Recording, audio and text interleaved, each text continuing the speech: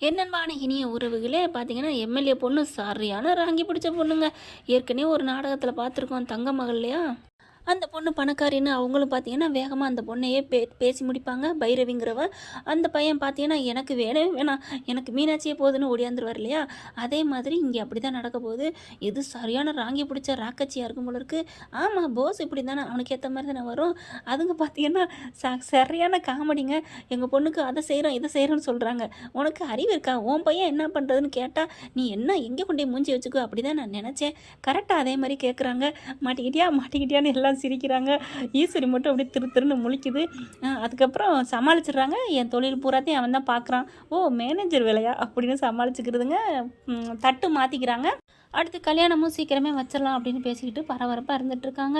கல்யாணத்தை பார்த்தா ரொம்ப ஓவராக ஆடம்பரம் பண்ணாமல் காது வச்ச மாதிரி பண்ணுவான்ட்டு இருக்காங்க. மலர் பார்த்தா விக்கி விக்கி அழுதுட்டு இருக்கு. ஏக்கா அழுகிறீங்க அப்படின்னு தமிழ் போய் ஆறுதல் பண்ணிக்கிட்டே இருக்காங்க. ஒன்றும் இல்லைம்மா தமிழ் அப்படிங்கிறாங்க. ஆனால் பார்த்தீங்கன்னா ரொம்ப கவலை. என்னதான் இருந்தாலும் லவ் பண்ணியிருக்காங்க இல்லையா? போஸ் எவ்வளோதான் கெட்டவனாக இருந்தாலும் ஒரு கட்டத்துக்கு மேலே தாங்க முடியல. பார்த்தா எல்லா வேலையும் பார்க்குறாங்க. இந்த பொண்ணு யார் அப்படிங்கிற இந்த பொண்ணு தான் மூத்த தாரம். இவளை போய் கல்யாணம் பண்ணிவிட்டு அப்படி இப்படின்னு சமாளிக்கிறாங்க. தாலியெல்லாம் கட்டலான்னு சொல்லிட்டு ரெடியாக வந்து தாலியெல்லாம் வந்து மேடைக்கு வந்துடுதுங்க. பொண்ணு வந்து உட்காந்துருது. மாப்பிள்ளையும் வந்துட்டுருக்காரு. வந்துட்டுருக்கையில பார்த்தீங்கன்னா அப்படின்னு வாந்தி எடுக்குதுங்க நம்ம மலர். என்ன வாந்தி எடுக்கிறா அப்படின்னு சொல்லல பார்த்தா மயங்கி விழுகுது. என்னாச்சு அக்கா அக்கா அப்படின்னு கேட்குறாங்க. பார்த்தா சேது வந்துடுறாரு. என்னாச்சு அப்படிங்கல அங்கே கல்யாணத்துக்கு டாக்டர் வருவாங்க இல்லையா? எம்எல்ஏ விட்டு கல்யாணத்துக்கு சிம்பிளாக பண்ணாலும் வருவாங்க இல்லையா? மலருமே நம்ம தமிழ்ச்செல்லியுமே கையை பிடிச்சி பார்க்குது. கருப்பங்கிறது தெரியுது. அக்கா மலர் கற்பமாக இருக்காங்க அப்படின்னு சொல்லிடுதா. ஏய் வாய் மூட்ரி, என்னடி என் பிள்ளைக்கு கல்யாணம் நடக்கிற நேரத்தில் இப்பெல்லாம் வந்து போய் சொல்கிறியா?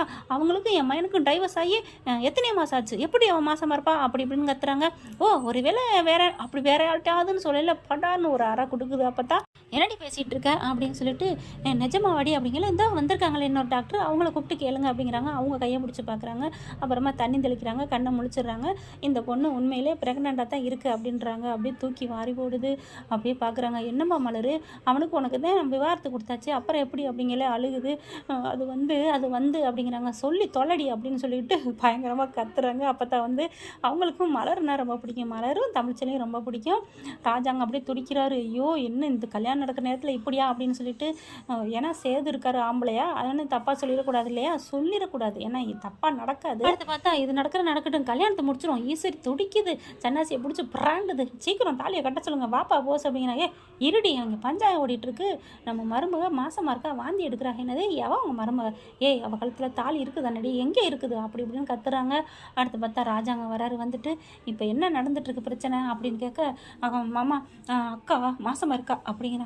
இதுக்கு யாரு காரணம் மட்டும் கேட்டுறாதீங்க, நம்ம போஸ் தான் அப்படின்றாங்க. போஸா அப்படின்னு சொன்னோன்னே எல்லாரும் அதை செய்கிறாங்க.